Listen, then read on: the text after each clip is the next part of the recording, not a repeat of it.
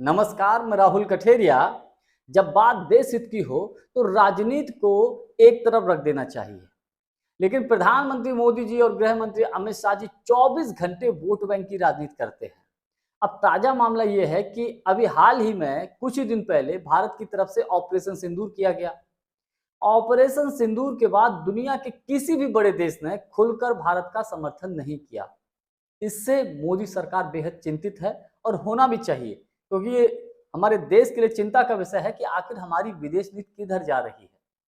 तो प्रधानमंत्री मोदी जी ने दुनिया के देशों को ये बताने के लिए कि आतंकवादियों का जनक पाकिस्तान है, आतंकवादियों को प्रशिक्षण पाकिस्तान में दिया जाता है और जो जम्मू कश्मीर में आतंकवाद फैलाया जाता है उसकी जड़ पाकिस्तान में है।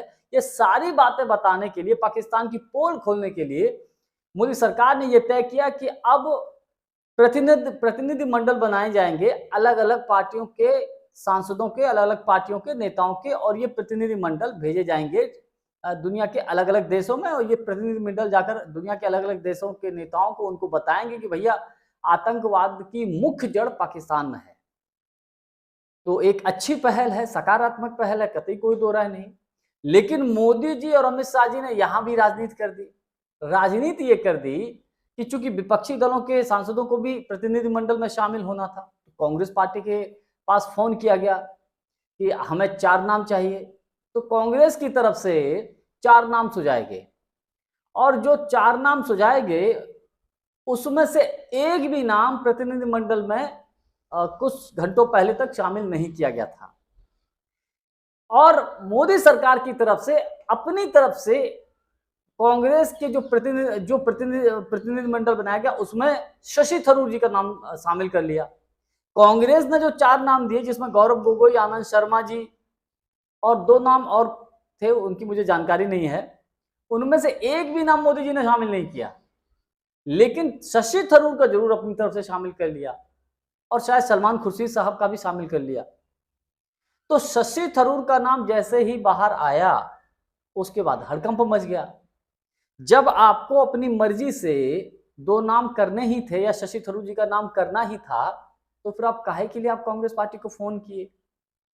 अब इससे क्या है कि शशि थरूर एक तरीके से कह सकते हैं कि इस वक्त बगावती मूड में है, या यूं कह सकते हैं कि शशि थरूर इस वक्त मोदी जी के नाम की माला जप रहे हैं। जैसा कि हम पिछले कुछ समय से लगातार देख रहे हैं, मोदी जी को इस तरीके से डिफेंड करते हैं शशि थरूर जी, उनका बचाव करते हैं। जब कांग्रेस हमला करती है तो शशि थरूर उनके बचाव में खड़े हो जाते हैं। तो शशि थरूर जी तो एक तरीके से बगावती मूड में है। यहां पर भी उन्होंने पॉलिटिक्स की, किसी भी तरीके से इंडिया गठबंधन में फूट पड़ जाए, क्योंकि दूसरी तरफ एनसीपी शरद पवार के पार्टी की जो नेता हैं सुप्रिया सुले जी, उनको भी डेलीगेशन में शामिल किया है। कहा जा रहा है कि एक डेलीगेशन का चीफ जो हेड जो है उनको बनाकर भेजा जाएगा।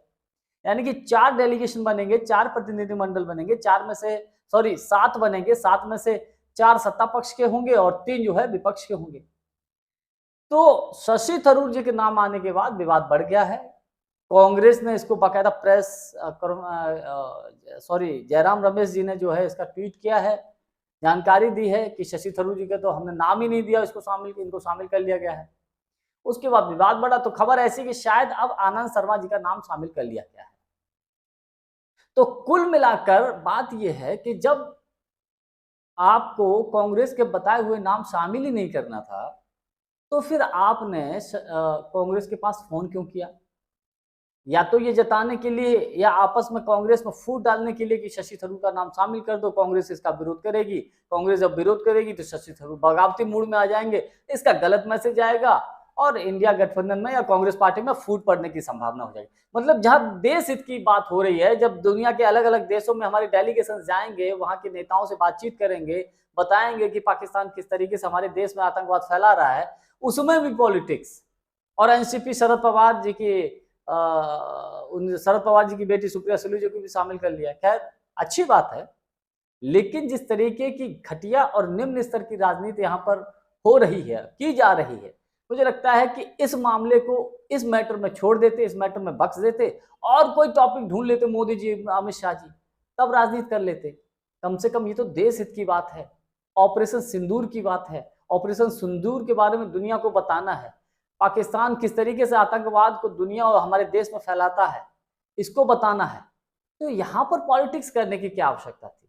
तो मुझे लगता है ये बहुत घटिया और निम्न स्तर की सोच है कि कांग्रेस में दो फाड़, या यूं कहें कि इंडिया गठबंधन में भी मोदी जी चाहते हैं कि इसी बहाने दो फाड़ करने की कोशिश की है।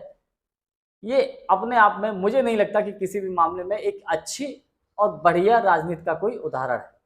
खैर, जानकारी हमारी आपको कैसी लगी कमेंट्स करके हमको जरूर बताइएगा। बहुत बहुत धन्यवाद। नमस्कार।